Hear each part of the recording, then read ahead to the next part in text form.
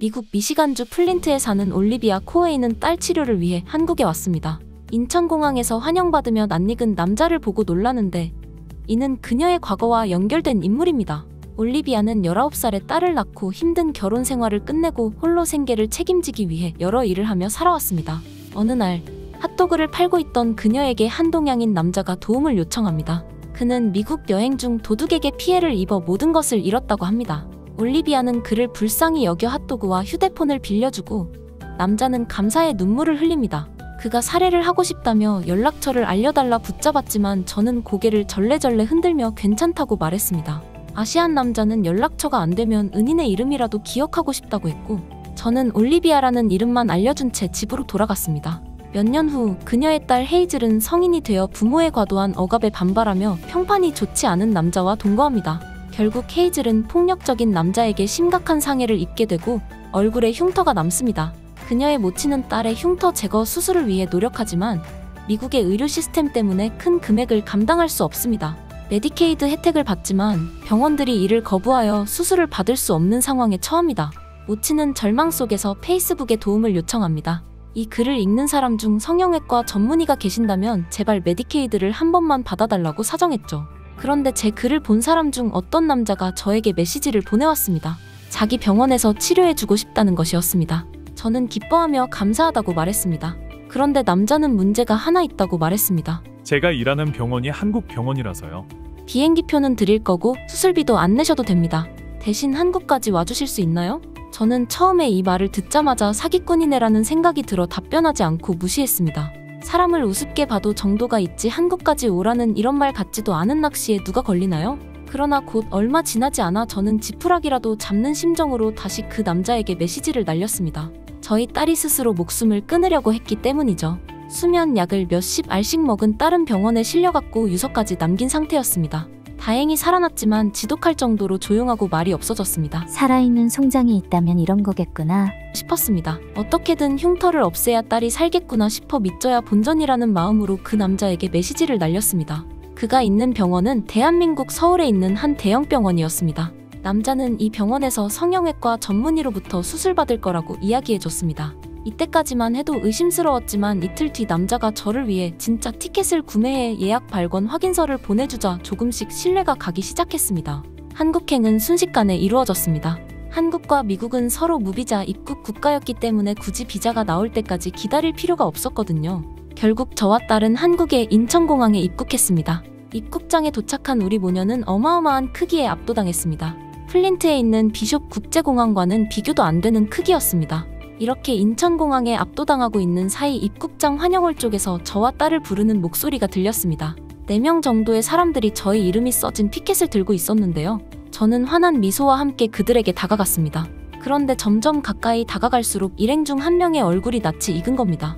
어디서 봤나 골똘히 생각하고 있는데 딸이 옆에서 중얼거리며 배고파 죽겠어 말한 순간 바로 누군지 떠올랐습니다. 그는 바로 굶주린 배를 안고 배고프니 핫도그 좀 주면 안 되겠냐고 요청했던 그 아시안 남자였습니다. 당신이 왜 여기 있는 거죠? 제가 어안이 벙벙한 얼굴로 그를 쳐다보자 남자는 호탕하게 웃으며 당신한테 메시지를 보낸 게 저니까요. 라고 말했습니다. 그렇습니다. 저를 한국으로 불러들인 건 그였습니다. 그는 대형 병원의 정형외과 전문의로 지금 병원으로 이직하기 전 조금 시간이 남아 미국에 사는 친구도 보러 갈 겸 여행을 왔었다고 합니다. 하지만 길을 잘못 들어 대낮에도 위험한 구역에 들인 그는 복면을 쓴 남자에게 걸려 소지품을 탈탈 털렸고 노숙하다가 겨우 저를 발견하고 도움을 청한 것입니다. 그는 다음날 은혜를 갚기 위해 공원으로 다시 갔지만 몇 시간을 기다려도 제가 핫도그를 팔지 않는 것을 보고 포기했었다고 합니다. 저는 핫도그를 한 곳에만 파는 것이 아니라 매일 조금씩 자리를 옮겼는데 이 의사 선생님은 당연히 그걸 몰랐으니 마주치지 못한 것이죠. 그는 한국에 돌아오고 나서도 저를 계속 기억하고 있다가 틈날 때마다 올리비아라는 이름을 페이스북에 검색해봤다고 했습니다. 생각해보세요. 미국에 올리비아라는 이름이 얼마나 많겠어요? 페이스북의 필터 설정으로 플린트시에 있는 사람만 찾는다고 해도 올리비아는 한두 명이 아니었습니다. 하지만 집념 끝에 기어이 저의 페이스북을 찾아낸 그는 제가 딸의 흉터 때문에 힘들어한다는 것을 알아내 메시지를 보낸 것입니다. 이래서 마중까지 나와서 기다리고 있었던 거구나. 별것도 아닌 내 친절의 은혜를 갚기 위해서 이렇게까지 하다니. 그는 자기와 함께 온 다른 일행들도 소개해 주었습니다. 한 명은 의료 통역사였고 나머지 2명은 의사였습니다. 이 의사들은 모두 아시아 남자의 가족이었습니다. 여자분은 그의 동생으로 산부인과 의사였고 남자분은 같은 직장에 다니는 동료이자 여동생분과 결혼한 매제로서 딸 아이의 수술을 집도해줄 성형외과 전문의였습니다. 우리 딸은 다음날 바로 수술받았고 다행스럽게도 경과가 좋았습니다. 완전히 흉터가 말끔히 없어지지는 않았지만 그래도 예전과는 비교도 할 수 없이 옅어져 크게 눈에 띄지 않는 정도가 되었습니다. 얇게만 파운데이션을 발라 화장하면 그 흔적조차도 사라졌고요. 외모에 대한 자신감이 돌아온 딸은 활기를 되찾았고 놓아버렸던 펜을 잡고 다시 공부를 시작했으며 취미생활로 뷰티 유튜브도 시작했습니다.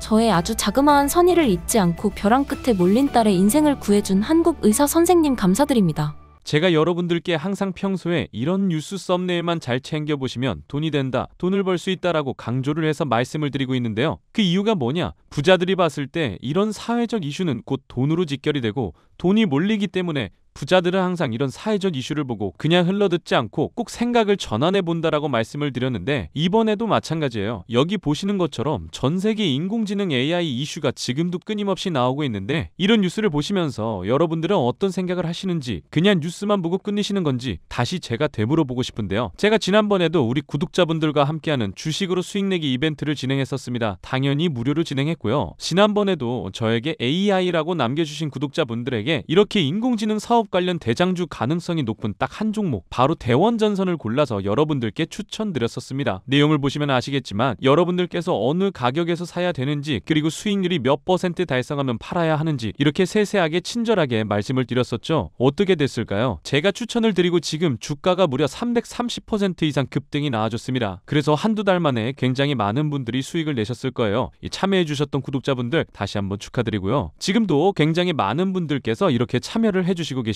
기회는 끝나지 않았습니다. 지금도 역시나 돈이 되는 이슈는 현재 전 세계가 주목하는 미 대선과 인공지능 AI입니다. 두 후보가 이번 대선 경쟁에서 서로 앞다투어 인공지능 AI 사업에 대해 열띤 토론을 나눈 가운데 심지어 미 정보당국은 인공지능을 활용한 대선 개입 시도가 증가될 것이라 밝혔는데요. 이처럼 인공지능 활용의 수요는 폭발적으로 늘어나고 있는 상황입니다. 그럼 우리가 어떻게 생각을 해볼 수 있을까요? 당연히 인공지능 관련 사업들이 증가하면서 그 기업들 중에서 매출을 잘 내고 수혜를 받는 기업이 드러날 수밖에 없다는 것이죠. 그래서 우리도 당연히 이쪽으로 생각을 연결해서 보셔야 된다는 겁니다. 그래서 이번에는 여러분들에게 어떤 종목을 드릴 거다. 제 개인 휴대폰 번호 010-5557-4884 이 번호로 행복이라고 딱 두 글자 문자 남겨주시면 제가 인공지능 관련 기업 그 중에서도 앞으로 있을 인공지능 데이터 센터 수요 증가에 따른 전력망 인프라를 독점하면서 매출이 가장 잘 나오고 대장주 역할과 동시에 주가가 크게 뛰어오를 수밖에 없는 한 종목을 여러분들께 알려드리도록 하겠습니다. 현재도 이렇게 많은 분들이 이벤트에 참여하고 계시는데요. 여러분들이 주식으로 수익 내보는 연습을 한번 해보셔라 이렇게 말씀을 드리겠고 혹시라도 내가 주식을 하지 않는다고 하더라도 주변에 주식하는 분들께 추천해 주셔도 되겠죠. 그리고 연세가 좀 있으신 분들 중에서도 저는 조금 어려운 것 같아요 하시는 분들도 분명 계실 거라고 생각을 합니다. 그런 분들은 자녀분들에게 이 종목 한번 사봐라 이걸로 돈 한번 벌어봐라 좋은 조언도 해주실 수 있는 거죠. 그래서 지금 이 영상을 보시는 시청자분들 중에서 나도 돈 한번 벌어보고 싶다 가볍게 종목 한번 궁금하다 생각하시는 분들 어느 시간대건 상관없습니다. 제 휴대폰 번호 010-5557-4884 이렇게 간단하게 행복이라고 두 글자 보내주시면 이전에 드렸던 폭등 종목처럼 이번에는 인공지능 관련주 중에서 주가가 가장 크게 상승할 올해 대장주를 여러분들께 보내드리도록 하겠습니다. 아시겠죠?